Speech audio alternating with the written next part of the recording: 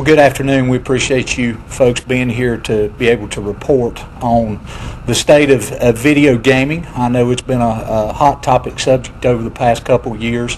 We actually had a law that came into effect last December the 1st that there was some litigation and some court cases on, and we have some resolution to those court cases.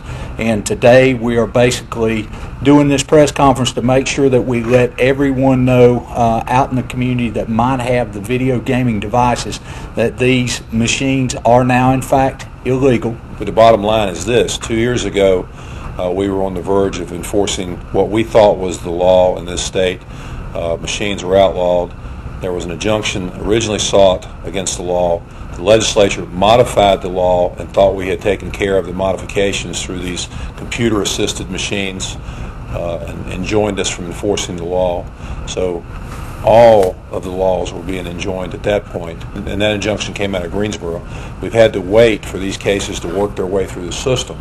The judge in Greensboro who initially entered the injunction, Judge Craig, he ruled this past, about 2 weeks ago, he dissolved the injunction, dismissed the lawsuit except for one little minor thing which we don't think affects us. So basically we're in a position that we thought we were 2 years ago, that we thought we were a year ago, and the machines in this state are illegal. We had people calling our offices over the last year or two, what did the injunction mean, what type of machine did it cover, etc.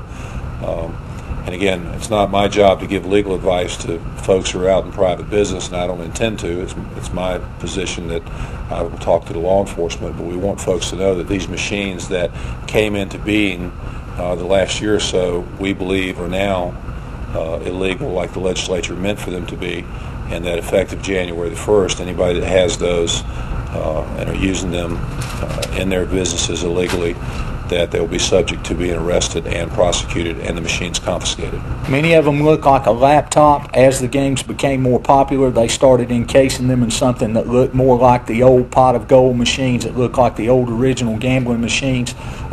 This new law basically tackles, and all subsections of the law basically tackles all variances and forms of these machines.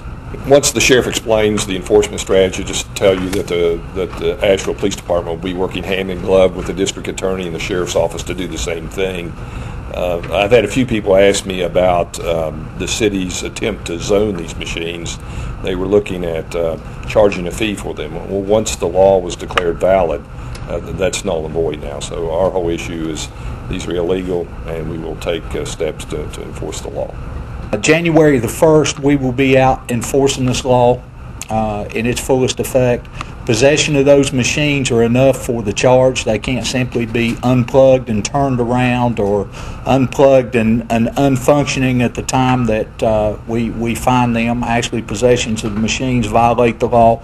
The first offense is a Class 1 misdemeanor, very minor offense, but it goes up dramatically from that point in time. The second offense, in other words, if we charge you with a misdemeanor and we come back and you continue to have and operate the machines, the second offense is a Class H felony, and the third offense is a Class G felony.